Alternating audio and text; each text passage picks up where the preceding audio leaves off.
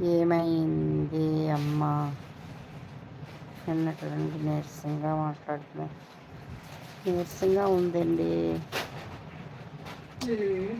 మొన్న ప్రయాణం చేశానండి. ఎండ ఎక్కువగా ఉంది.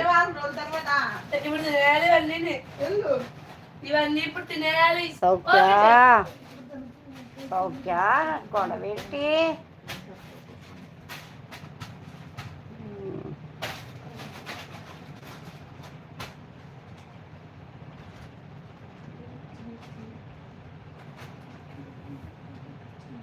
ఇది లైవ్ పెట్టకపోతే బాబోయ్ సౌఖ్య.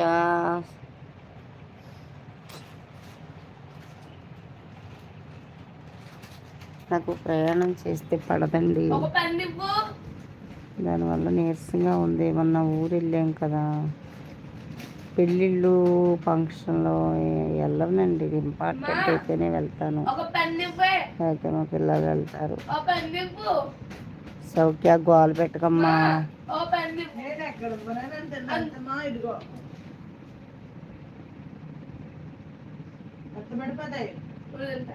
వద్దు ఇప్పుడు రేపు తిను సౌఖ్య సండే తిను.